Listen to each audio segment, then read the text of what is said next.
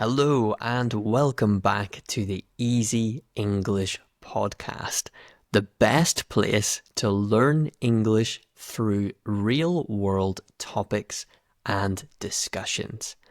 I'm Oliver, and as always, we have another very interesting topic for you today, and that is, why do people work so much? It's a topic I was thinking about recently because in the UK and many cultures around the world, people work a lot. They have quite long working hours during the week, but I wondered to myself, is this the same all around the world? What is it like in other countries? Of course, work takes up a big part of our lives. But have you ever wondered yourself, do people work this much everywhere? Is it normal to work long hours? Or is it something that we have just come to accept in our cultures, in our countries? That's what we're going to look at, work culture all around the world. And we're going to learn vocabulary to help you talk about jobs, work-life balance, and even job-related stress. So stick around if you want to hear and learn these words today. This episode is perfect for intermediate plus learners. So anyone from A2 right up to C1 that wants to practice their listening and improve their vocabulary. So grab a notebook or your Flipkart app on your phone, and we are going to go first to look at today's vocabulary list. As always, I'm going to explain some new words for you that I want you to learn today. And I want you to listen for these words in today's podcast. Can you do that for me? Great. Let's have a look at the list. So I'm going to read this vocabulary list that I have made. The first phrase that I want you to know, at least, and to learn, many of you will know it already, is work-life balance. Work-life balance. Work-life balance is the balance between the time that you spend working and the time that you spend doing things for yourself. For example, many people struggle to maintain a healthy work-life balance. The second word for today is overtime. Overtime. So it means working extra hours beyond your usual schedule, beyond your normal schedule. And an example here, she often works overtime, especially during the busy seasons in her job. The third word, this is a great one, burnout. Burnout. And this is physical and emotional exhaustion when you're tired physically and emotionally. And it's caused by too much work or stress. He took a break from work due to burnout. I'm sure we've all been there once or twice. The fourth phrase I want you to learn is 9 to 5 job. 9 to 5 job. Often people will just say this like 9 to 5. And this is a standard job with regular working hours from 9 a.m. to 5 p.m. or thereabout, roughly that time. So a 9 to 5 job isn't for everyone. That's an example phrase. Okay, the next phrase I want you to learn is productivity. Productivity. This is a great word, and it means how much work someone can do in a certain amount of time. So here's an example. Taking breaks, taking regular breaks, can actually improve productivity. The next phrase, annual leave. Annual leave. This is the time that you get off from work, usually paid holidays. So we can say employees in France enjoy more annual leave than those in the US. Isn't that amazing? Per Americans, very small amount of annual leave. And finally, the last word is workaholic. Workaholic. And this is a person who works too much. He's a bit of a workaholic. He even checks his emails on holiday. Okay, so listen out for these words as we talk about work cultures in different countries around the world. And I will give you more context and probably even more words as we go through the podcast. So keep listening. First, before we start, we are going to potentially have a short ad break. If you want ad-free episodes and bonus and advanced episodes, as well as lots of extra content, you can check out the Patreon link in the description below. Okay, let's get back into the episode. And let's start with a very big question. Why do we work so much? In many countries, long working hours are seen as a sign of success. Some people feel pressure to prove their worth through work. We think, whoa, we need good, big results from our job to show that we are worth something, that we mean something in society. And others work long hours simply to survive, especially in countries where the wages are low or the cost of living is very high. And as a result, we have to work much longer hours than we otherwise would. Then there's hustle culture. So hustle culture, I guess this is a new phrase too. It's a lifestyle that promotes working hard all the time, often at the expense of rest. So working lots with very little rest. You need to work and earn more money, and hustle culture is what we call it. And this encourages people to work all the time, to start side businesses and to be productive every hour of the day. And social media can really promote this idea of hustle culture, particularly around young men. There's a lot of influencers like Andrew Tate and other male influencers that are presenting this idea that you need to work all the time. You need to work extremely hard. And while I think that it's great to be productive and to work, we need to learn a balance. Is it always healthy to be working all the time? Not always, of course. Too much work can lead to burnout, that stress caused by stress, that tiredness, the physical and mental tiredness of burnout. And people might find then they have less time for family, friends, personal hobbies, and development. It isn't all about work. And that's why, of course, as we've talked about in other episodes, work-life balance is important. And it's becoming a more important idea in recent years, with many companies promoting this idea of work-life balance. But we're going to take a look at some different areas around the world and different approaches to hard working. Recently, I talked about South Korea in relation to population problems with decreasing populations. And they're a great example of a very hard-working culture.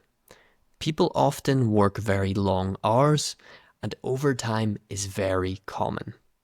There's a strong focus on education and achievement, and that continues into adult life. And as a result of that, there's very high competition within that system. People compete to get better grades, to get into universities, to get better jobs. And the competition leads to even more work. The government has tried to reduce working hours, but many people still feel a social pressure to perform. For example, a typical South Korean worker might stay at the office very late, even if they've finished their tasks, just because their boss is still there. And this quite intense working culture has, of course, led to problems like burnout, low birth rates, and a desire amongst some younger South Koreans to have more personal time. We're only human after all, but this does show us that work can be very linked to social pressure, which can come from our local culture. And interestingly now, in South Korea, there is a growing trend towards a better work-life balance, especially among the younger generation. Some companies have started offering flexible working hours or even allowing remote work to try and attract some of this younger talent. And I think that's a great trend. And I hope it continues. But with this illustration of South Korea, we're going to compare with some other countries around the world and show you that, in fact, our how much we work is very much related to our country and to our local culture. So we're going to jump to Europe, to France. Now, I think France gets a little bit of a stereotype around work, maybe not working much. And I don't think that's very true. I think French people are very hardworking. And I think that France is a fairly productive country. They have a big economy, they have lots of business, and they're definitely a major economy and player in the world. But the attitude amongst people and within the culture towards work is very different from South Korea or the US, for example. French workers enjoy more rights than a lot of other countries, more workers' rights. So things that they are legally entitled to. For example, they enjoy more annual leave than most countries, with the average of around 5 weeks of paid holiday per year. And the 35-hour work week is standard in a lot of companies too, rather than 40 hours, which is quite common in the UK and often even more in the US, South Korea, Japan, and other countries. And this allows people to protect their personal time a lot more. And they have personal protection, which is in the law. It's from government. They're protecting the rights of the workers. And there's even a law in France which is called the right to disconnect. If you remember this word, there was a word in a previous episode, disconnect. And it means that employees are not expected to answer emails or phone calls outside of work hours. It's legally protected under this law, which I think is amazing. And this does not mean that French people are lazy. It means they are more focused on work-life balance and they respect their personal time, their free time, their family time, and time for their own personal development outside of work. And the results are really facts. Productivity levels in France are still very high, even with fewer hours worked. And they're still one of Europe's biggest economies, despite having these worker rights. So it's something to definitely think about. Do we need more worker rights and more laws to protect our personal time and our work-life balance? So now we're going to look at Japan. So Japan is a country I very much want to visit. I think Japanese people are great, and their culture and country seems so beautiful. So in Japan, the traditional work culture appears to me, from reading about it, to be quite intense, quite demanding traditionally. People feel a very strong sense of duty, a strong sense of requirement to their company, and they may stay in the office for very long hours. And even taking annual leave in some companies can be frowned upon. It can be looked upon negatively. But things seem to be changing, like most countries. The Japanese government has been encouraging companies to reduce overtime and promote flexible working. And younger workers appear to be pushing back against this intense working culture. And I also think that's great. I think we need a balance between the two. So finally, we're going to talk about Sweden. Sweden is a country which is often praised for its balanced lifestyle, its exceptional work-life balance. I've visited Sweden. I've been to Stockholm, traveled around a little bit. I would love to go back and see so much more of that country. Very beautiful country. If you're from Sweden, I think your country is fantastic. And I love Swedish meatballs, of course. In Sweden, people usually work for around 6 to 7 hours a day, from what I've read online. If this is true, let me know. If it's not true, let me know. Some companies have even experimented with a 6-hour workday to improve productivity and reduce stress. Wow. If that's true and companies start doing it in Sweden, maybe I should move to Sweden, because that sounds great. There's a strong focus in Sweden on well-being, and the culture supports things like taking regular breaks, spending time outdoors, and maintaining and keeping that clear separation between work and personal life. Sweden shows us that shorter hours doesn't have to mean that you don't get your work done. In fact, many Swedish workers are just as productive, if not more productive, than so many countries where they have longer working hours. So I guess, what can we learn from all of this? Work culture appears to me to be shaped and created by a lot of things. By tradition, by economics, by technology, and even climate. But as the world changes, so do our values. More and more people have been asking, what is the cost of working too much? What am I sacrificing? And what actually matters in life? In my opinion, if we just live to work, are we really living at all? We need to find a balance, and we need to find that perfect spot where we can enjoy our life and also be productive members of society. Whether you're in a high-pressure job or if you're looking for more balance, it's helpful to reflect on your own habits. Are you a workaholic, for example? Do you work too much? Are you working long hours because you want to, or because you have to? And of course, there are positions and situations where we can't work less, and we have to give all of our time.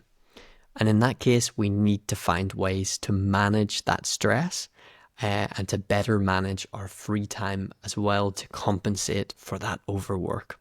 And it's very, very hard. I understand that. So maybe it's time to focus not just on how much we work, but how we work and how we also rest. Looking to the future, there may be some interesting trends that can change how we work. One of these could be technology. It might be AI, for example. As AI begins to do more of our jobs, it could give people more free time to get more productivity, more work done in a shorter period of time, allowing them to have shorter working weeks and shorter working hours. Now that sounds like a pretty good deal to me, but we will have to wait and see how the future pans out with regards to technology, with regards to AI, and all these changes that have started to occur in our societies. So first, before we finish today, I want to review some of the key vocabulary from today's episode.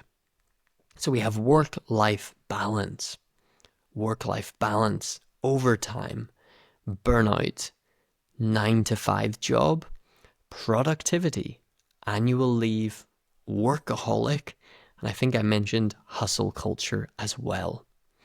So think about how these words apply to your own situation. Can you use them to describe your work habits or your country's work culture? I would like you to try to use some of these words and write a comment. So write me a comment.